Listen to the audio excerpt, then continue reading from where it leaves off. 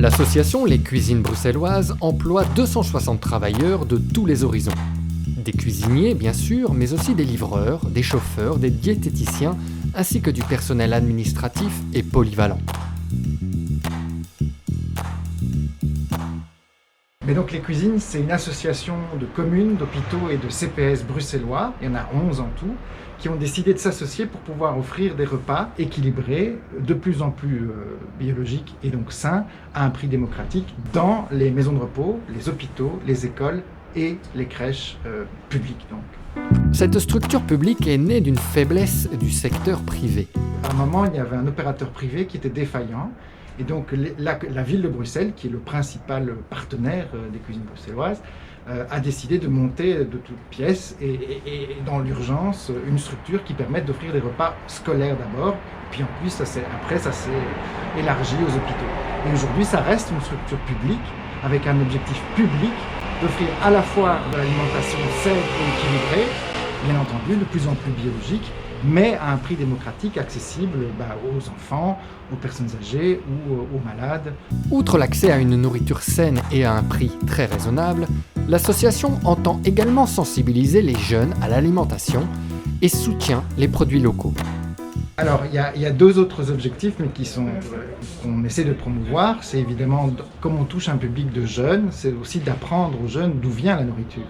Et c'est pour ça que les 6 nouveaux axes stratégiques qui orientent les cuisines bruxelloises vers l'alimentation durable, qui ont été adoptés maintenant il y a 1 an et demi, visent à faire en sorte que de plus en plus de fruits et de légumes locaux et biologiques puissent venir être intégrés dans les repas produits par les cuisines bruxelloises. C'est la raison pour laquelle nous souhaitons construire dans les années qui viennent une légumerie qui va permettre d'accueillir ici, dans ce site-ci, mais aussi dans les 9 autres sites des cuisines bruxelloises, des fruits et des légumes frais et le plus locaux possible, et biologiques bien sûr.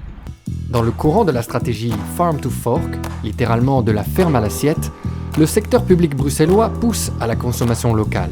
C'est ça qui est important aujourd'hui. On voit qu'il y a pas mal d'opérateurs qui se sont lancés dans nos campagnes et dans les zones proches de Bruxelles dans l'agriculture biologique et locale. Et il faut que les pouvoirs publics puissent les soutenir.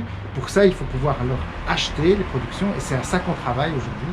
Et le maillon essentiel pour pouvoir traiter ces légumes et ces fruits locaux et frais, c'est une légumerie et nous envisageons la construction d'une légumerie à Aren, ici dans le nord de Bruxelles. En suivant la logique de promouvoir une nourriture saine, abordable et locale, le secteur public souhaite montrer l'exemple. Alors c'est ça qui est intéressant, c'est que les actionnaires des cuisines bruxelloises, ce sont tous les Bruxellois. Que ce soit leurs CPS de leur commune, leurs hôpitaux ou leurs crèches, leurs écoles, leurs communes.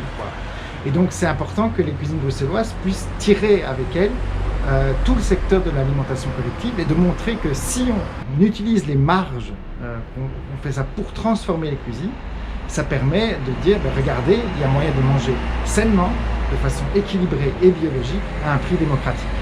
Et c'est ça que nous essayons de démontrer aujourd'hui, tous les jours. L'association a par ailleurs refusé de travailler avec des producteurs étrangers en vue de préserver et soutenir le commerce local. Les fruits qui vont dans les crèches, ce sont des pommes, des poires, etc., belges, biologiques, vous voyez, là il y a le label, etc. C'est un marché assez important, c'est 12 tonnes de fruits qui sont achetés annuellement par les cuisines pour les distribuer dans les crèches et les écoles. On a relancé un marché et il y avait le critère de bio. Et cette fois-ci, on s'est rendu compte que les personnes qui ont répondu au marché pour ces 12 tonnes, c'était des fruits qui parfois, des pommes ou des poires qui venaient de très très loin, d'Argentine. Et donc là, on a décidé de ne pas passer le marché parce que la dimension locale est aussi importante. Donc la dimension biologique, oui, mais on va pas servir aux enfants des poires d'Argentine, ça c'est pas possible, alors qu'il y a des producteurs belges ici qui ont du mal à les écouler. Et donc ça c'est un choix stratégique qui a été fait par le conseil d'administration de se dire OK pour le bio, mais pas à n'importe quel prix environnemental, et ici, c'est la distance. Ce genre d'initiative est très apprécié par ceux qui en bénéficient et rencontre un franc succès, notamment auprès des parents d'élèves et de jeunes enfants. Mais donc c'est la nourriture surtout pour les écoles et les crèches. On sait que c'est très suivi par les parents parce que ça touche à la nourriture des tout petits. On sait que, par exemple, dans le cas des crèches, les 1000 premiers jours pour un enfant sont essentiels. Et donc ce qu'il ingère, la façon dont l'enfant s'alimente dans les 1000 premiers jours, c'est très très important. Et donc les parents sont de plus en plus attentifs. C'est la raison pour laquelle on a prévu par exemple des visites, comme vous l'avez fait vous avec votre caméra, des installations des cuisines avec les parents des écoles.